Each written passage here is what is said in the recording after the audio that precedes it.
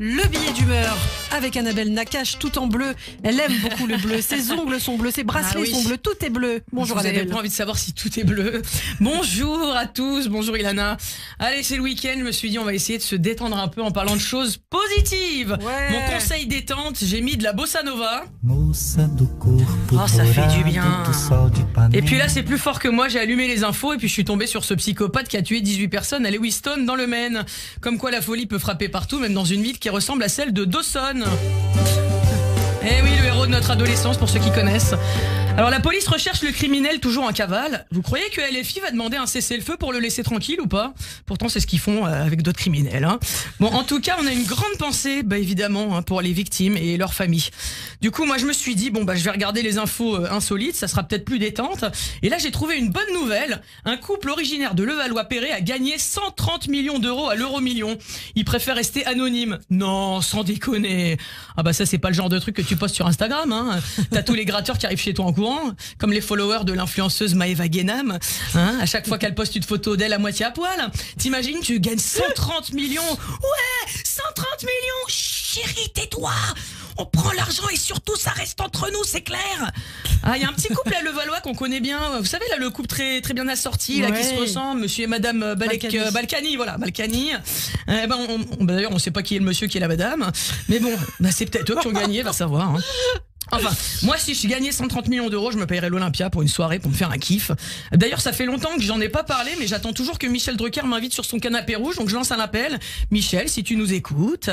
Bon, sinon, une autre nouvelle positive, suite au succès des émeutes de juin 2023, le gouvernement a sorti hier son pack de lois anti-émeutes. Il y en a qui sortent des packs de bière et il y en a qui sortent des packs de lois. Et c'est bon les gars, on est sauvés. Elisabeth Borne est là et elle a pas envie de rigoler. Elisabeth Borne, ça fera un super titre de série Netflix après Jason Bourne. My name is Bourne. Elizabeth Bourne. C'est vrai qu'elle en impose. Hein. Déjà, moi j'ai une voix grave, mais alors elle à côté, Terminator, tu lui dis hasta la vista, baby. C'est un super héros en fait.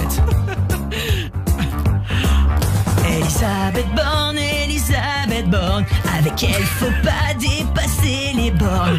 Prends garde à toi si tu fais n'importe quoi. Si t'es méchant, elle va faire pampan. Attention, Elisabeth Borne te cogne. Allez, elle propose une série de mesures fortes contre les émeutes. Hein. Par exemple, un encadrement de jeunes délinquants par des militaires qui pourront transmettre des valeurs de discipline et de dépassement de soi. En Israël, ça s'appelle faire son service militaire, hein, du coup. Hein. Oui. Sinon, moi, je propose qu'on rappelle Pascal le grand frère et Super Nanny, parce que là, il nous manque terriblement. Hein. Mais c'est vrai qu'on sent de la part du gouvernement en ce moment une envie de montrer de la fermeté. Là, ils veulent faire passer plein de nouvelles lois.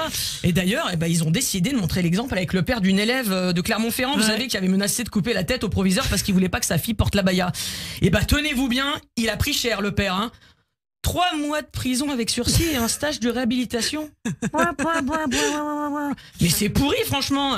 Pourquoi ils ont fait ça? Ah, parce qu'il a dit qu'il s'était un peu énervé. Ah bon, si c'est juste un peu énervé. Je sais pas vous, Ilana, mais moi quand je m'énerve, ça peut m'arriver d'insulter les gens, mais de là à dire que je vais les égorger. Non, donc on laisse passer, quoi. Ok, donc si je comprends bien, toutes ces lois dont on nous parle, il y a une forte probabilité que. Fermeté, action et nouvelle loi. Merci de me rassurer, mais tu peux pas les appliquer. Alors à quoi ça sert de parler? Moi, les beaux mots sans aucune action forte rentrent dans une oreille et ressortent par l'autre. Parole, parole, parole. Parole, parole, parole. Du coup, ils risquent quoi, les plaisantins qui font les alertes à la bombe? Tu recopieras 100 fois, je ne ferai pas d'alerte à la bombe. Il y a un gros chantier là.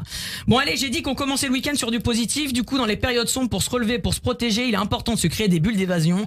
Une chanson, une blague, un plat qu'on aime bien. Tous les plaisirs sont bons à prendre. Hein. Par exemple, sur matin un sketch d'Elikaku. Alors. Il faut rigoler, c'est un spectacle comique, on rigole. À l'époque, on pouvait faire carrière sur la réplique vous êtes juif, aujourd'hui, je sais pas. Hein.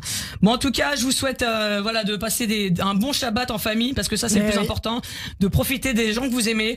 Et n'oubliez pas, ce week-end, on recule d'une heure. Si on pouvait reculer de 3 semaines, ce serait vraiment super. Allez, en attendant que le monde aille mieux, on peut toujours rêver. Alors moi, je vous souhaite une bonne journée. Merci beaucoup, Annabelle Nakache.